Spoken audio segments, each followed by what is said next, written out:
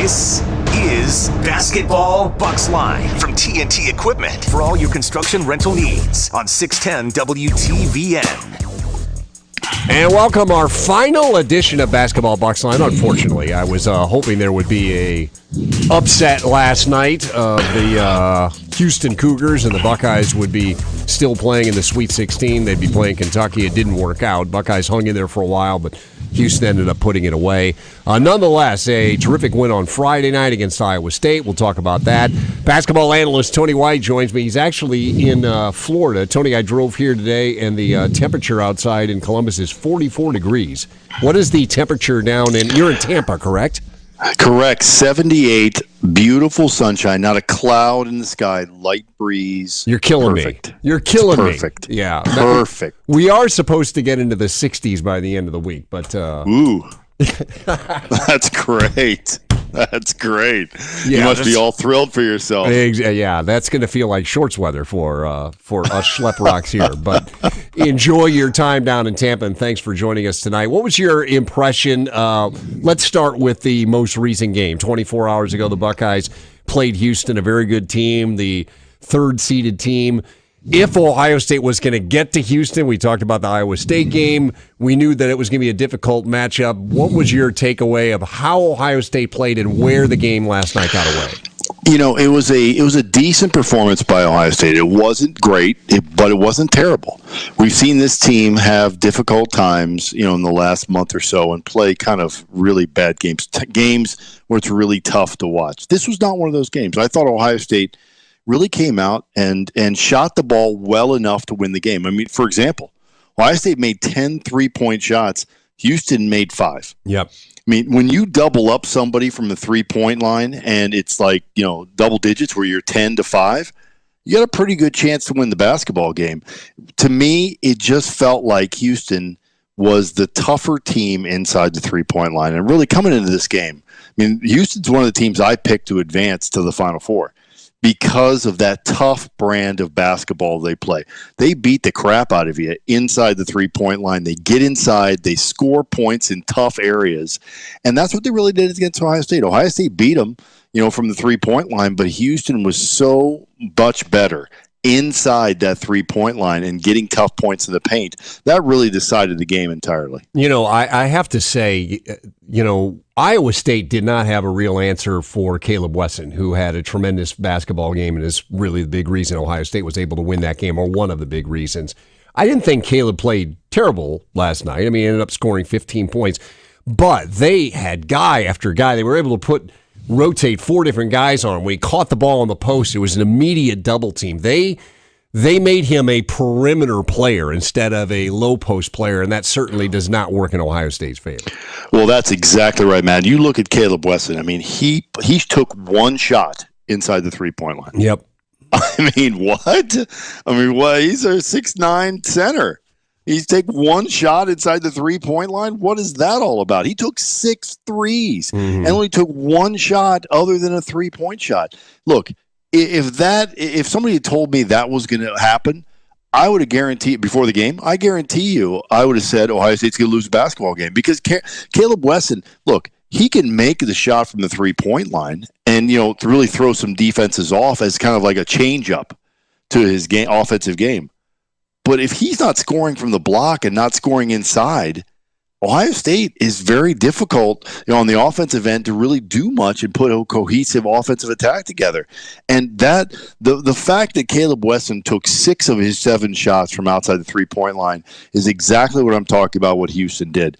They beat Ohio State up inside the 3-point line. It was a tough, physical game down low, and Caleb Wesson and Ohio State did not react well to that, and it forced them to the perimeter, and they eventually lost the game because Houston dominated inside. Visiting with Tony White. He's down in Tampa. It's our final edition of Basketball Bucksline, and you, of course, as we tell you every week, can be part of the show. Now, you can tweet at me. I'm at Matt McCoy Radio. I always have the Twitter page open and take your questions or comments, or if you want to call us, 614-821-WTVN or 800-610-WTVN. I actually put a poll up, Tony, just with very basic question. as we get ready to start Final Basketball Bucksline. Do you consider this a successful season for Ohio State basketball? And I just had yes or no. And I put it up 2 minutes before we went on the air. So we already have 75 votes, and it's 91% yes, 9% no, which I have to say I feel good about, because I have seen a lot of comments on social media about, well, I'll read you one of them. This is from Dave, a note that I got. And he said, don't get me wrong, great job by this team to win 20 games, but it is a failure by Chris Holtmann and, to a degree, and to be fair, Thad Matta, that the talent was so low on this basketball team. This is not an Ohio State basketball roster that is acceptable in the future. How would you comment to that? That's pretty harsh. I mean, that's harsh. I think that's harsh, too. I mean, I'm not saying that they are hugely talented, but I don't know. You make the NCAA tournament every year, I feel like. I mean, not that that's what Ohio State, that should be the standard at Ohio State, and you should be getting to Sweet 16s, Final Fours, and all that.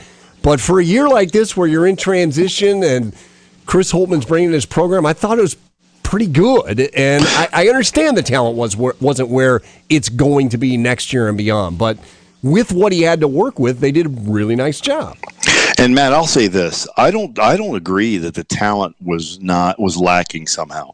I will say I think that the experience was lacking. There's a difference between a lack of talent and a lack of experience.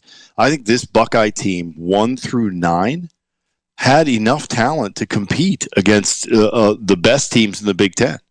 The problem was they didn't have the experience to be able to do that. And so, yeah, you saw people like Luther Muhammad and Dwayne Washington, Justin Arns have good games and then awful games and long stretches of awful games. That's because they didn't have the experience that it takes to have that consistency throughout the entire season, especially the Big Ten season. Look, Justin Arndt scored 29 points in one game. Yeah, you have to be pretty talented to be able to do that. Luther Muhammad had some pretty good games. Dwayne Washington had some pretty good games. They demonstrated the talent to be able to score and achieve at a high level. What they didn't have was the consistency to be able to do that, and that's because they're young players. So from my perspective, it wasn't a talent issue. It was an experience issue. And look, Chris Holtmann, to get this team into the NCAA tournament, win their first game and lose in the second round on the verge of the Sweet 16, that's one heck of a coaching job, especially when you're talking about the fact that your senior leader, C.J. Jackson, had an awful season. I mean, an awful season. And look, I'm sure the kid's a great kid, but he's not going to look back fondly on his senior year and go, boy, I really had a great senior year. It's not happening, because he knows, and we all know, that he did not put up the numbers that we needed him to put up the numbers for, and he didn't play to the level that he thought and the coaches thought he could play to. Now, he played better late in the NCAA tournament. I thought against Houston he was pretty good, but overall, he was not the player Ohio State needed him to be that consistent power in the Big Ten Conference. You know, I looked up last year, and I don't want to pick on CJ because, and you talked about it. It was a different role that he was stepping into, and could he handle it? And at times he did, at times he didn't. But I looked up his numbers from last year. His scoring went down, his assists went down, his turnovers went up. And to be fair to him, last year he had the Big Ten Player of the Year. Right. That was part of the basketball team. He had a veteran in Jayshawn Tate, a 4-year guy that was part of the basketball team. So he didn't have to be the facilitator. He could, play off of them, so to speak, a little bit. This year they were relying on him to do a lot, and at times he could do it, but he was way too inconsistent. Matt, I'll draw an analogy to when I played, and that was when I sophomore year when Dennis Hobson was the MVP of the Big Ten, scored almost 30 points a game. And as a sophomore, we played, and it was one experience where everybody was paying attention to Dennis. The next year, as a junior, we went out there, and suddenly Dennis is gone. And it's like, where'd all these defenders come from? Right. I mean, it was, are they playing with 8 guys out here? What happened? Where are all these people coming from? We were so used to teams being so focused on Dennis Hobson that it gave us extra angles, extra lines of attack, extra ability to score points and to do things that you wouldn't otherwise do. And then Dennis is gone, and suddenly all those lanes are gone, and you have to create, because teams are not focusing on Dennis Hopkins. They're focusing on you. You got to create your own opportunities, and you got to figure out different ways to score. That is, in some respects, that's what happened to C.J. Jackson this year. Keita Bates-Diop was such a gravity well for defenses last year that he took up so much oxygen in the room that C.J. Jackson was able to play that secondary scorer and play it well because teams didn't focus on him that much. Now, teams focused on him, and he couldn't handle that primary defensive pressure and focus, and it just showed throughout the course of the year. Yeah, and you go from having and Chris Holtmann at some point this year, Tony even brought this up, that the adjustment that CJ was going to have to go through. And it wasn't just Keita. You had Jayshawn Tate, who opposing, when you look at the scouting report for Ohio State last year, Keita Bates-Diop, Jayshawn Tate, this freshman big guy, Caleb Wesson in there. I mean, CJ at times might be like the fourth guy that they're looking at in terms of limiting him. This year, he was the guy. I mean, he was their primary scorer coming into the season, and that's a whole different ball to wax from a pressure standpoint, but also when teams scout you and prepare for you, they're going to take away your stuff. And CJ was their stuff, and it was a difficult adjustment. And when you look at CJ's offensive game, what does he do extremely well? What is it about his game where you go, boy, we can go play good defense against this guy, and it doesn't matter. He's still going to be able to score consistently doing X. Mm-hmm. That's not. He doesn't have that. No, he at times he drives and shoots, but right. But he's not consistent. At times he shoots the three well. Sometimes he doesn't. Yeah, you're right. There's no go-to thing. He is a second by nature, by his game. He is a secondary scorer. He is a guy who really requires somebody to be the primary guy, and that's why you saw Chris Holtmann really fashion the Ohio State offense around Caleb Wesson and say, look, if we're going to have success this year, Caleb Wesson has to lead us in scoring, and C.J. Jackson has to be that secondary scorer because he can't handle being that primary scorer. And we saw that throughout the course of the year. And, it got to the point by mid-January it was time to accept that because we were not going to get anything different out of C.J. Jackson. Caleb Wesson went from averaging 10.2 points and 4.8 rebounds a game last year to 14.6 points and 6.9 rebounds a game this year. So I know at times, Tony, people got frustrated when we talked at length about him having to mature and understand foul situations, understand playing through double teams, understand playing through contact down low. But all in all, from a growth from a freshman year to a sophomore year, he took a positive step, did he not? I agree with that completely. And look, could it have been a bigger step? Yes. But I think that Caleb Wesson had a very good sophomore year. And emblematic of that was that Iowa State game. Yeah. I thought he was tremendous in that Iowa State game. The rebounds he was able to get, the physicality he played with down low, was more than I would have anticipated from Caleb Wesson because, I've been getting on the kid all year. He plays big but not strong. He played stronger against Iowa State than I'd seen him play in a lot of weeks. And I thought that he really led the charge for Ohio State. That was a big step forward game for Caleb Wesson. That was I'm a junior type of a game, where I'm a sophomore, but I played enough games now that I can play like a junior. And he looked like an upperclassman in that game, really just dominating from a low post perspective. That I think should make all Buckeye fans really excited about what that kid can be next year if he can lose 15, 20 pounds of that baby weight, put 5, 10 pounds on of muscle, and learn and figure out a way to get off the ground quicker and higher. If he can do all that, the sky's the limit for Caleb Wesson. But right now, he's limited by his size and his lack of vertical athleticism. A question from Greg about how Caleb Wesson is defended and how Ohio State moving forward next year and beyond should handle it. Also, a question from Barry coming up.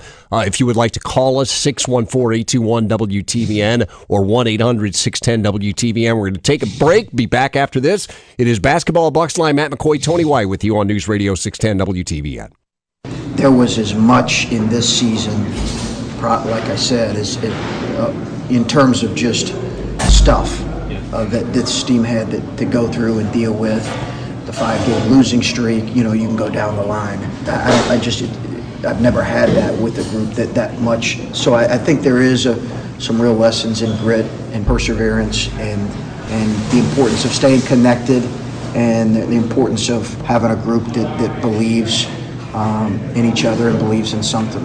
That is Chris Holtman, one of his comments after the game, looking back on the season about this basketball Buckeye team that ended up 20-15. Think about it, Tony. They were, 9-13 against the Big Ten, and 11-2 against everybody else.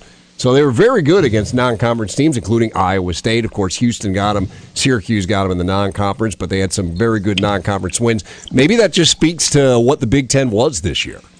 Well, I think we've seen that now. I mean, I think, the Big Ten has proven in this NCAA tournament that they are a darn good conference. And I'll tell you, I thought the Big Ten, with all 8 teams that I thought deserved to be in the NCAA tournament, I thought all of those 8 teams, none of them really made me jump up and down and say, boy, that's a Final Four team.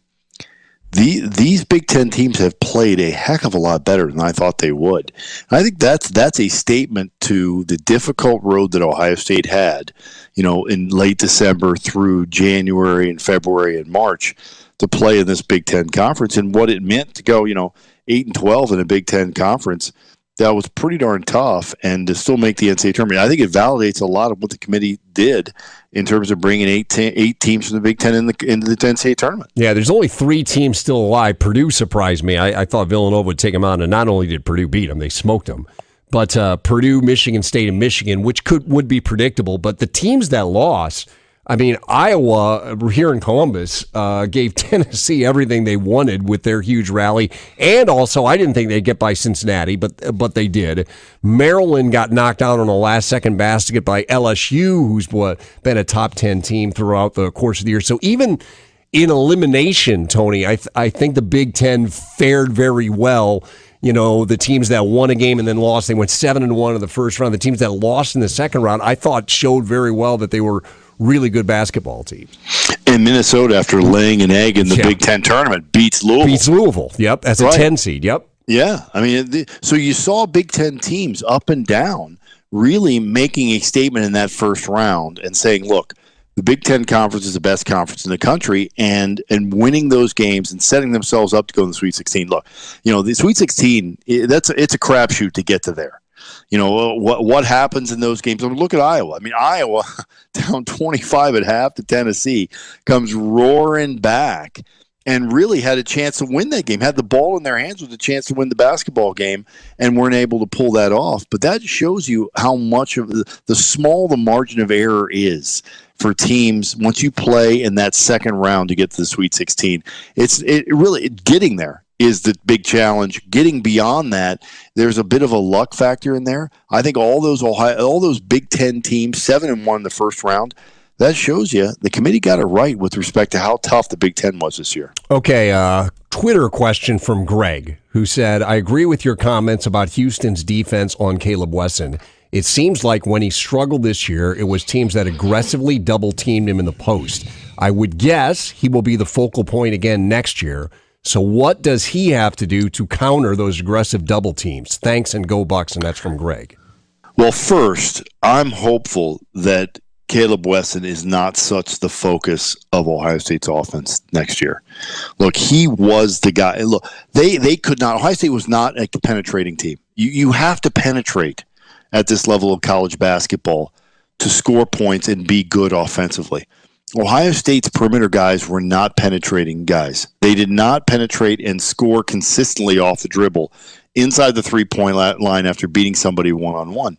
So Ohio State's penetration was to get the ball on the post of Caleb Wesson, who happens to be a very good offensive player when he catches on the post, but also a great passer. He was a guy, if you tried to double team, he would pass to the open guy and you get open jump shots that are available to him. I'm hoping next year with Luther Muhammad, Dwayne Washington, some of these freshmen who I shall not name because they are nameless until they actually do something at Ohio State, all those guys will suddenly uptick the perimeter offensive play and cause some penetration that doesn't require Caleb Wesson to be that penetrating guy on the block. So I'm really hoping that you're going to see Caleb Wesson take a step forward next year, because the pressure is not on him to initiate the offense as much as it was this year. So you're saying the counter is the guys around him getting better, and I'll mention freshman DJ Carton, who's a point guard that's a top 20 player in the country. If they are able to take a step forward and be guys that can take you off of the bounce, that opens things up for Caleb Wesson as well. Hugely, because if you got guys on the perimeter who can beat people and get to the rim, now the defense cannot slough off those guys. They got to come out there, got to play them. And their ability to create movement in the defense opens things up for Caleb Wesson on the block. It's not Caleb Wesson opening up for everybody else. It's everybody else opening up for Caleb Wesson, and then him able to do that for everybody else. So you get that kind of, that racetrack effect where everybody feeds into everybody else, and suddenly your offense goes from what we saw this year, which was at times plodding and difficult to watch and bad, to an offensive team that really feeds on itself and becomes an elite offensive program. Ohio State, I think, has the talent to really advance their offense to be that elite level, but it's going to require those perimeter guys that we already see on the roster and some of the new guys coming in to require them to take a big step forward and to penetrate effectively, not penetrate crazily like Luther Muhammad did over the last month and a half. Yeah. Penetrate effectively and create movement in the defense. All right, I got several more questions from social media. Also, Dave's been on hold for a while. We got to take a break for the bottom of the hour, but we will be right back. It's Basketball Bucksline. Matt McCoy with Tony Wyatt, our final half hour of the year after this on News Radio 610 WTVN. Obviously, I would have loved to get this group to the second weekend and feel bad that as a coach I was not able to do that. But like I said, I don't know that I've ever been more proud of a team. And it's really in light of this last 2.5, 3 weeks. It's been a lot of really good stuff, a lot of gutsy performances, and it didn't look good there for a little while, as we all know. Yeah, it did not look good for a while. A couple of weeks ago, Tony and I were talking about whether they're going to make the NCAA tournament after losing the last 3 regular season games without Caleb Wesson, but they recovered, got the good win against Indiana, got into the tournament, and then ended up beating Iowa State. They did kind of hang together, Tony, through some adversity, through the Caleb Wesson suspension, and finished the season, all things considered, very, very well. Well, but look, the 3-game suspension that Caleb Wesson endured, things were not pretty. No. I mean, they were not pretty. I mean, it was eyes bleeding bad. And it was like, okay, just hold on maybe long enough for this team to get a chance to get in the NCAA tournament. But Caleb Wesson comes back. They play essentially a play-in game against Indiana in the Big Ten tournament. And this team, I thought, came together. I mean, I really thought that they took as a team a step forward where they came together as a group and played one of the more effective games that they played in the last 3 months against Indiana on a neutral court in a situation they desperately needed the game.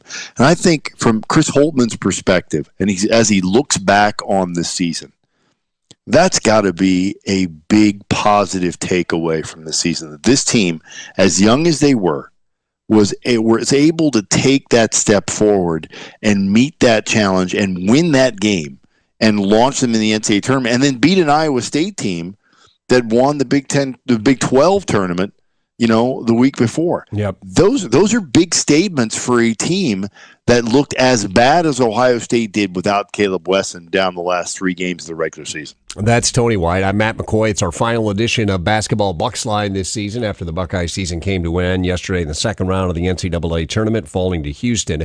You can be part of the show by calling us, 614-821-WTVN, 1-800-610-WTVN. I got a bunch more social media comments. I'm at Matt McCoy Radio. Dave's been waiting on hold for a while. Apologize for making you wait, Dave. What's up? And thanks for joining us on Basketball Bucksline. Hi, Matt. Hi, Tony. How you doing? Doing good. I got a recruiting question. Tony loves recruiting questions. Yeah. Are you kidding me? Yeah. I live for recruiting questions. Go ahead, Dave. In Saturday's paper, it mentioned that Ohio State is holding a scholarship For the Diallo kid For the big California, kid. Yep. who is 7 feet and 226. Yes. Do you think we are going to get him next year? That is a great question. Now, I do not follow religiously recruiting. I do know, though, I've read, just like you have, and read some of the recruiting publications, whether it be, 24/7 Sports, Bucknuts, let's see, 11 Warriors at times. Basically, it's down to Ohio State and Pittsburgh with him. They are the two teams that have offered him, and he's going to be making his decision in the next couple of weeks.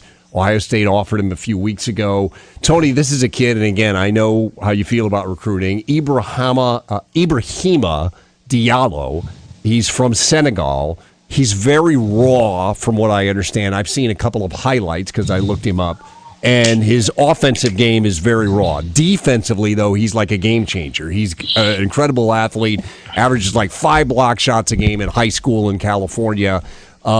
It feels to me, Tony, like I know to a certain degree, Tony, all freshmen are projects that you have to develop them.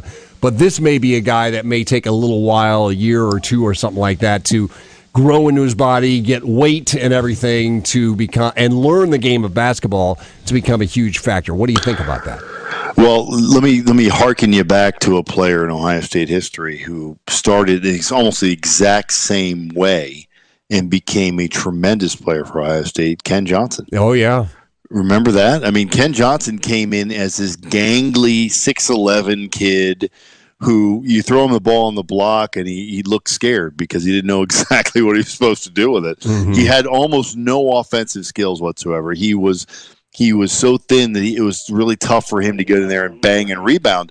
But what he could do was play defense and block shots. And early in his career, that first year, that's what he did. Second year, when Ohio State made that run to the Final Four, Ken Johnson was a huge part of Ohio State's effort to get to the Final Four because he was a dominant defensive player. You don't have to be a great offensive player coming out of high school to be a guy who can really help your team and push the team forward.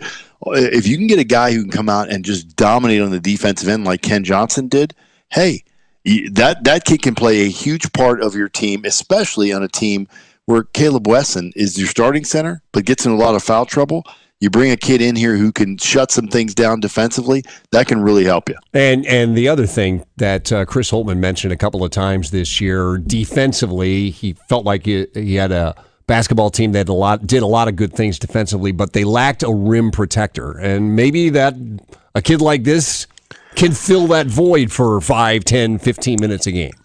And Matt, I'll tell you, because I study the stats, I believe Ohio State all year was the last place team in the Big Ten in block shots. They were.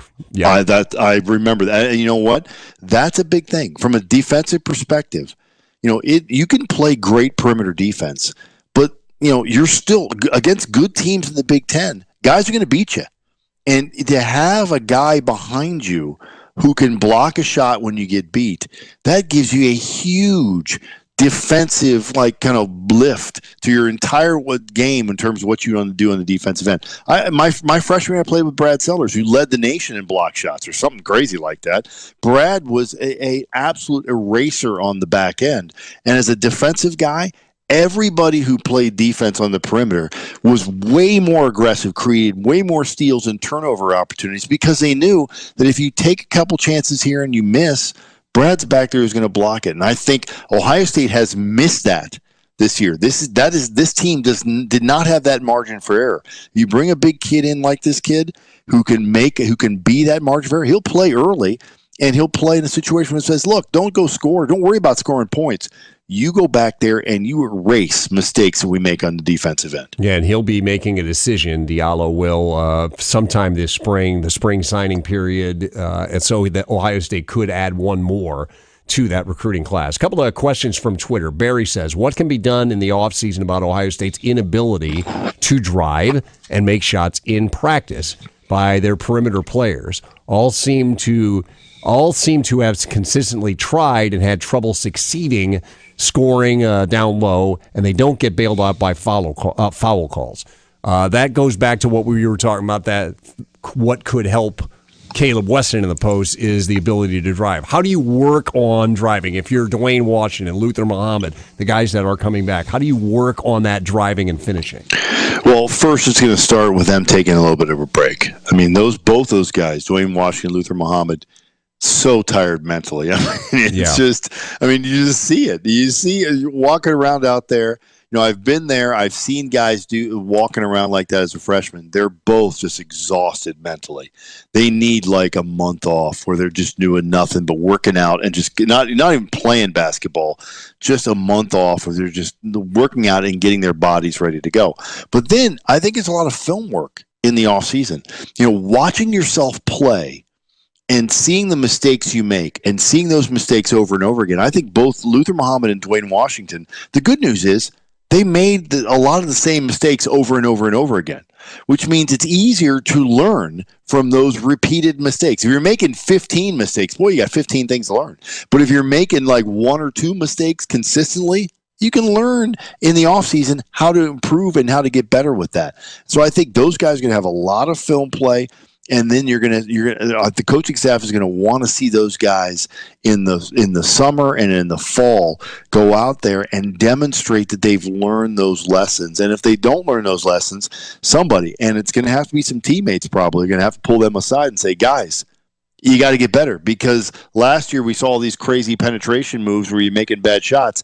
This year, you're probably the 2 starting guards on this team. You got to be better than that. Brad on Twitter, do you see any of the current roster transferring? Also, do you think Thad Matta will be coaching next year, and where? Thank you. I haven't heard any rumors about transfer, Tony, but that is in play every year with every team in college basketball. The rate of transfers in college basketball is ridiculous. So wouldn't surprise me if somebody unsatisfied with playing time might want to leave. I have not heard anything. Nor have I, and I would say this.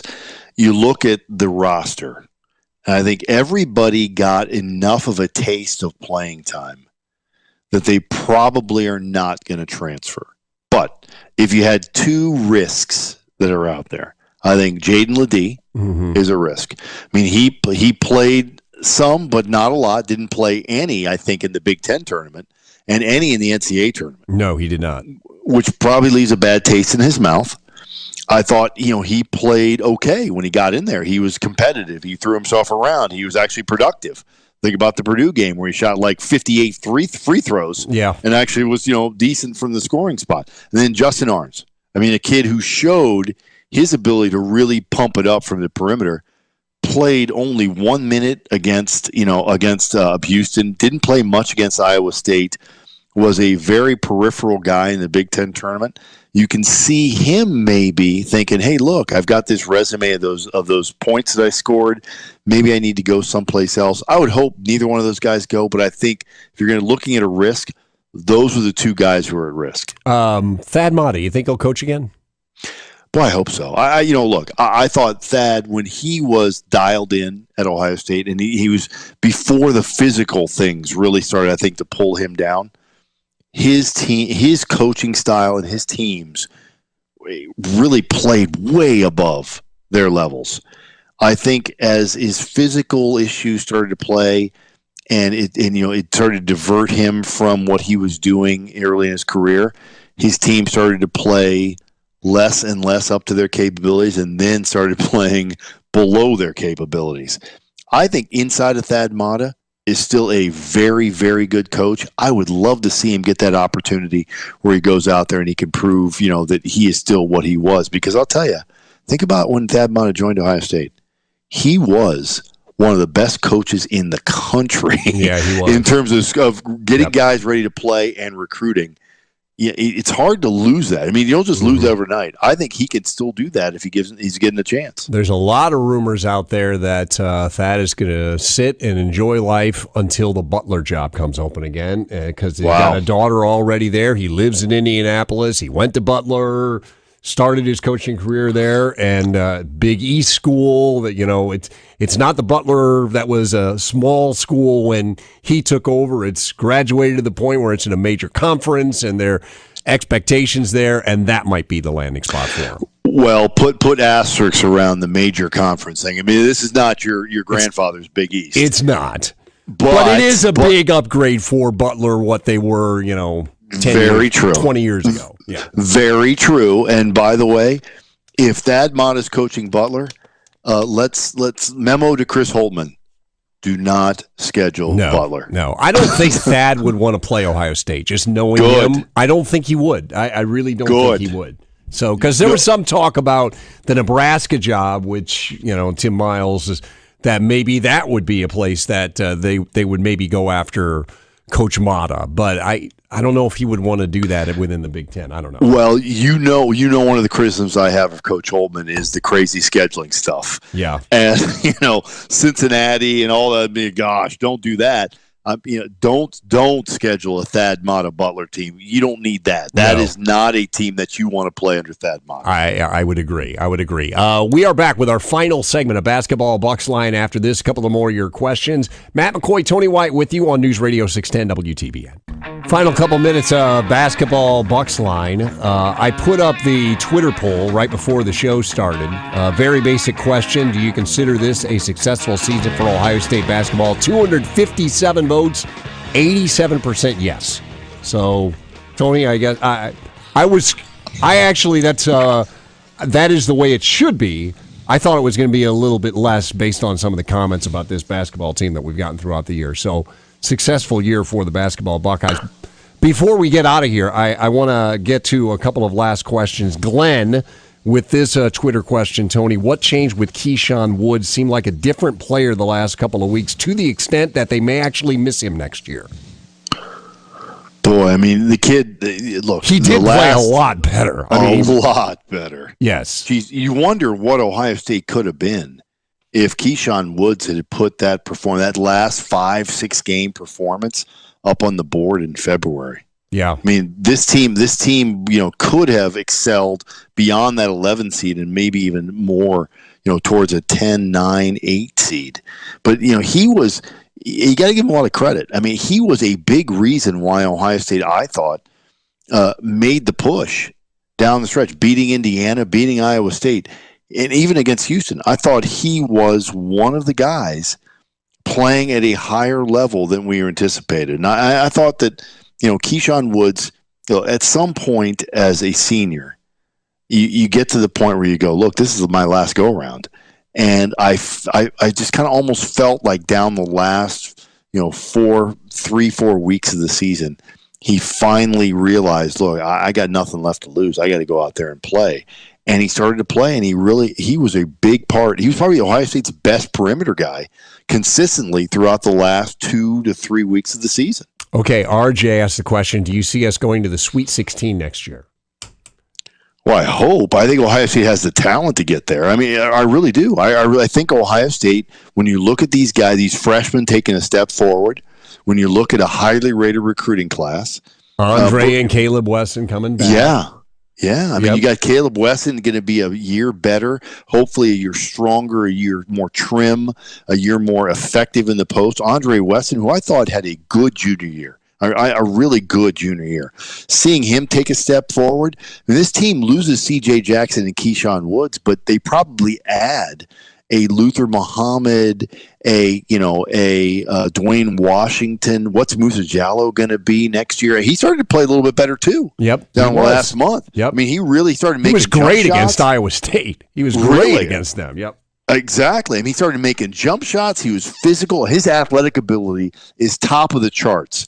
So you started to see those guys getting better. You can project them now and go, boy, that's a lot of options for Ohio State. And you bring a young freshman class that's talented in behind them. This team looks like a team that has Sweet 16 ability, but it's all, look, we learned one thing this year. It's all about how well the team comes together and performs as a group. Individual pieces and parts are important, but in the end, it's all about how the team comes together. This one, Chris Holtmann and Archie Miller have had 2 seasons in the Big Ten now. Can you grade their performances thus far with their institutions? Ooh, boy. Look, I don't care what the grade is for Archie Miller. he's got 1 year left because they're going to run him out of Indiana if they do not do something. Indiana in the NIT is unacceptable. So I think right now, Chris Holtmann has head and shoulders been above Archie Miller, and we as Ohio State fans should be thrilled that Gene Smith made the decision to go with Chris Holtmann over Archie Miller. Yeah, no doubt about it. Tony, it's been fun this year. It really has. It's flown by. Another year with an NCAA tournament appearance, and hopefully a lot better next year. Appreciate it very much. Thanks, Matt. It was interesting. Hopefully next year will be less interesting, but more successful. Yes, that's exactly right. That is Tony White. He's been doing this for 20-plus years now with us here on 610 WTVN. Hey, you guys drive the show. Great comments on Twitter and phone all throughout the course of the year. We had the weird situation where we changed stations in the middle of the year. Our listeners are the best. Appreciate it very much. This has been Basketball Bucksline right here on News Radio 610 WTVN.